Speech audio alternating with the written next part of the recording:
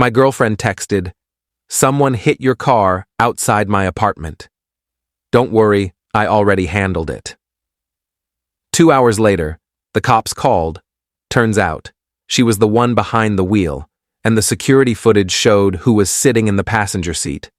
I'm Jake, 31, and until 3 weeks ago, I thought I had everything figured out. Good job in IT consulting, a decent apartment downtown, and a girlfriend I'd been with for 2 years, Melissa, 28. We weren't living together yet, but we'd talked about it. She had her own place about 20 minutes away, a nice complex with covered parking and security cameras everywhere. That last detail matters. It was a Tuesday afternoon when I got the text. I was in a meeting, phone face down on the table, and when I finally checked it during a break, I saw her message. "Someone hit your car outside my apartment. Don't worry, I already handled it." My stomach dropped. I'd driven my car to her place the night before and taken an Uber to work that morning because we'd been drinking. The car was my baby, a 2021 Audi A4 I'd saved 2 years for. I immediately called her. "Babe, what happened?" I asked the second she picked up. "Oh my God, Jake, I'm so sorry. I was coming back from the gym this morning and saw your car in the lot with a huge dent on the driver's side. I asked around, and someone said they saw a white truck clip it and drive off. Did you call the police?" "Yes, I filed a report. I also left a note on your windshield with the case number.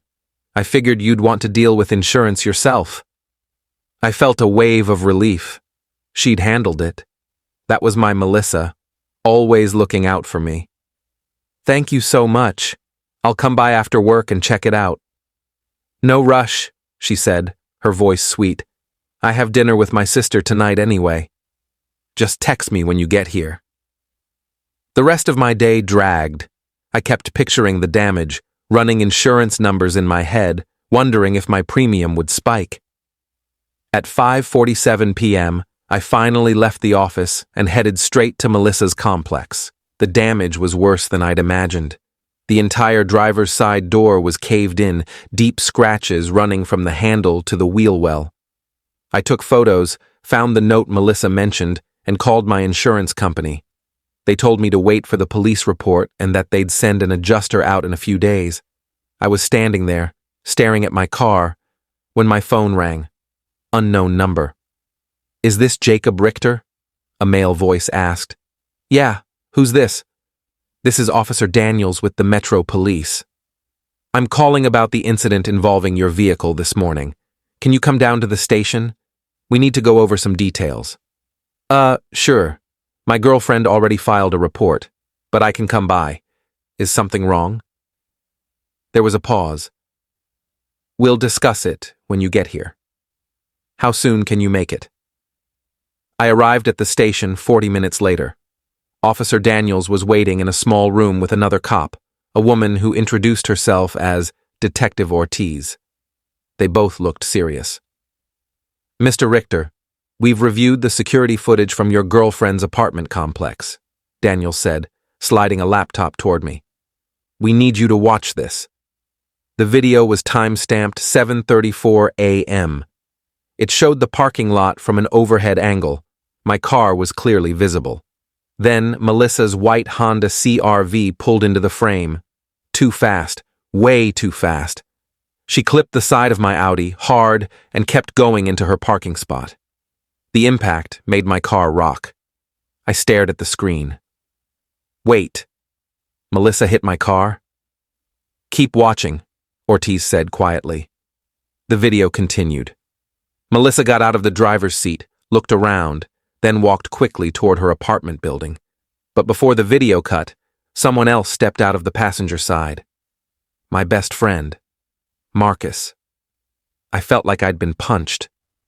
Marcus, the guy I'd known since college, the guy who'd been my roommate for 3 years, the guy who was supposed to be in Charlotte for work all week.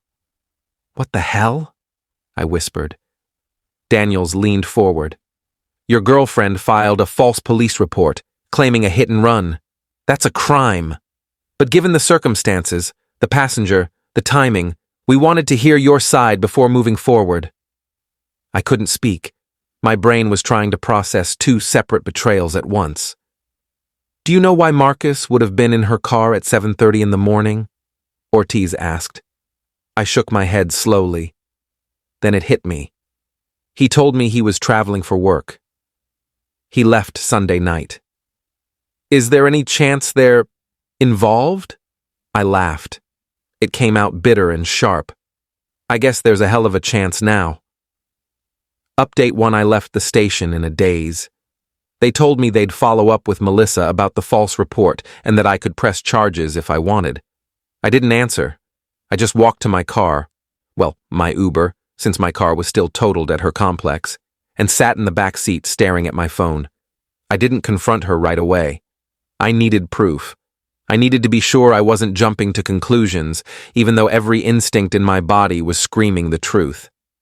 I called Marcus first. He answered on the third ring, voice casual. Hey man, what's up? Where are you right now? I asked, keeping my tone light. Charlotte, meetings all day. Why? Just checking in. Wanted to see if you're free this weekend. Should be back Friday night, let's grab beers. I hung up. He'd lied to my face, or, technically, to my ear. Next, I tested Melissa. I texted her. Hey, what time did you leave for the gym this morning? Her reply came fast. Around 7. Why? Just curious, trying to figure out the timeline for the accident. Oh. Yeah. I left early. Wanted to beat the crowd. Another lie. I sat with that for a while. Then I did something I'm not proud of. I logged into Melissa's iCloud. We'd shared passwords a year ago during a trip when her phone died and she needed me to check her email. I'd never used it since, until now. Her messages loaded. I scrolled to Marcus's name. My hands were shaking. The texts went back months, flirty at first, then explicit. Photos I won't describe, plans to meet up while I was working late. And then, from 2 days ago, Melissa. He's leaving his car here tonight. Perfect. Marcus. I'll park a block away and walk over. You sure he won't know? Melissa. He took an Uber to work. We're good until tomorrow. I read it 3 times. They'd planned it. She'd convinced me to leave my car at her place so Marcus could sneak over. I wanted to scream. I wanted to throw my phone. Instead, I took screenshots of everything. Update 2. I didn't sleep that night. I kept replaying every moment of the past 2 years, wondering how long this had been going on. How many times had I been the idiot sitting at home while they were together? The next morning, I called a lawyer. Not because I wanted to sue, though I was definitely considering it, but because I wanted advice. She told me I had options. Small claims for the car damage, possibly a civil suit for emotional distress, and that the police would likely charge Melissa with filing a false report. But more than legal advice, I wanted revenge. Not the violent kind, just the kind where everyone knows exactly what they did. I decided to wait until the weekend. Marcus was supposed to be back Friday, and we had plans to meet up with our usual group, 5 guys we'd been tight with since college. I invited everyone to my place Saturday night under the guise of watching the game. I also invited Melissa. She didn't suspect a thing. Can't wait, babe, she texted. I'll bring snacks. Saturday came. Everyone showed up. Marcus walked in grinning, dapped me up like nothing was wrong. Melissa kissed me on the cheek and set down a tray of brownies. We watched the first quarter. I waited until halftime, then I turned off the TV. Hey, I need to show you guys something, I said, connecting my laptop to the TV. Marcus looked confused. What's this? A presentation? Something like that.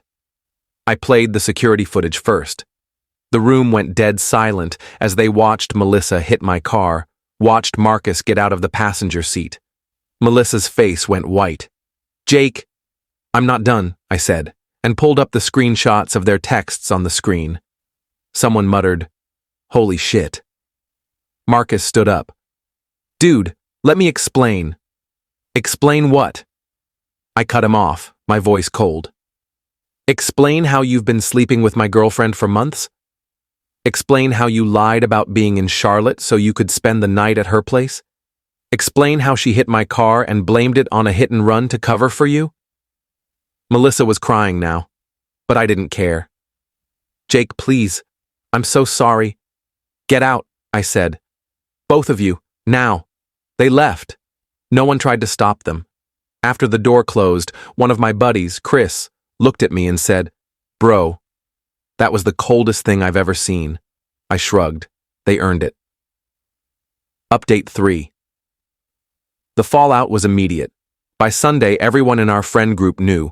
Marcus got cut off completely, blocked, unfriended, erased. Melissa tried to reach out a dozen times.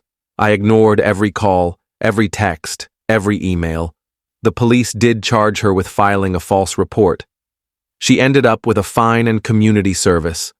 I pressed charges for the car damage in small claims court and won. She paid for repairs in full. Marcus lost more than our friendship. Turns out, one of the guys in our group was his co-worker. Word got back to their boss about what happened, and while it wasn't officially the reason, Marcus got let go a month later during a restructure. I didn't feel bad. Melissa's sister, the one she'd supposedly had dinner with that night, reached out to me privately. She told me Melissa had been lying to her too, using her as an alibi multiple times. She apologized and said she'd cut Melissa off. As for me, I'm doing fine. Better than fine, actually. I got my car fixed, started going to the gym more, and honestly, I feel lighter. I thought losing both of them would destroy me, but instead, it just cleared out the dead weight. Someone asked me last week if I regretted how I handled it. The public confrontation, the screenshots, all of it. I told them no. They humiliated me in private for months. I just returned the favor in one night. Final update. It's been 3 months since everything went down, and I figured I owed you all one last update since so many of you have been following this mess. First off, the legal stuff is completely wrapped up. Melissa paid for all the car repairs, $4,200 total. She tried to negotiate paying in installments, but my lawyer shut that down fast. She had to cover it in full within 30 days or face additional penalties. The money hit my account 2 days before the deadline. She also completed her community service for the false police report, 60 hours at some charity downtown. I heard through the grapevine that she hated every second of it. As for Marcus and Melissa's relationship, yeah, that crashed and burned spectacularly. They lasted maybe a month after I exposed them. Apparently, once the thrill of sneaking around was gone, they realized they had nothing in common except mutual betrayal. Marcus tried to blame everything on her, saying she pursued him. She told people he manipulated her. Classic finger-pointing. Last I heard, they can't stand each other now. Marcus tried reaching out about 6 weeks ago through another friend, Dan, who felt bad for him. Dan called me and said, "Look, Marcus is really torn up about this. He wants to apologize face to face. He knows he messed up." I told Dan he had months to be honest with me. He chose to lie every single day. Tell him I'm good without his apology. Dan pushed back a little. "Don't you think people deserve second chances?" "Sure," I said. "Just not from me. Not after this." Dan hasn't brought it up since. Melissa made one final attempt to contact me about 2 months in. She sent a long email, like essay length, explaining how she'd been confused, how she never meant to hurt me, how she was going to therapy now and realized she had commitment issues stemming from her parents' divorce. She said she'd always loved me and hoped one day I could forgive her. I read it once, then I blocked her email address. I don't care about her therapy revelations or her childhood trauma. That's her work to do, not mine to absolve. The friend group has fully solidified without them. We've actually gotten tighter, if anything. Chris started calling our hangouts the trust tree, as a joke, but it kinda stuck. We've had some real conversations since then, about relationships, about loyalty, about the kind of men we want to be. It's been good. My dating life? Non-existent by choice. A few people have tried to set me up and I've gotten matches on apps, but I'm not there yet. I'm not bitter or broken. I just want to focus on myself for a while. I've been putting energy into work, got a promotion last month actually, and I've been traveling on weekends. Went to Colorado 2 weeks ago, just me and my thoughts in the mountains. It was exactly what I needed. One weird thing, I ran into Melissa's mom at the grocery store last month. She saw me and I could tell she wanted to walk the other way, but I was blocking the aisle. She finally came up to me and said, "Jake, I'm so sorry for what my daughter did. You deserved better." I appreciated that. I told her, "Thank you. I hope she figures things out." Her mom teared up a little and said, "Me too." That was it. No drama, no scene. Just a sad mom who raised someone who made terrible choices. People keep asking if I've forgiven them. The honest answer is, I don't think about them enough to forgive them. Forgiveness isn't something they're owed, and it's not something I need to give to move on. I've just moved on. They're footnotes now. Cautionary tales I'll probably tell at a bar someday when someone asks if I've ever been cheated on. The funniest part? A girl I went to high school with reached out last week after hearing about everything through mutual friends. She said, "I always thought you were too good for Melissa anyway. If you ever want to grab coffee, let me know. I might take her up on that. Or I might not. Either way, I'm good. Life's pretty solid right now. The car runs great, my apartment's never been cleaner, and I sleep like a rock every night knowing I'm not sharing my life with liars anymore." That's it. That's the end of this saga. Thanks for reading, for the support, and for reminding me that I wasn't crazy for being pissed. You all helped more than you know. Edit 1. A few people have asked if Melissa and Marcus ended up together. Last I heard, they tried dating for like 3 weeks before it imploded. Guess a relationship built on lies doesn't work out. Shocking. Edit 2. For everyone asking about the car, it's fully repaired and running perfectly. I'm never parking it at anyone else's place again, though. Edit 3. Marcus tried to apologize through a mutual friend about a month ago. I told the friend to tell him I said no thanks. Some bridges you burn and walk away from.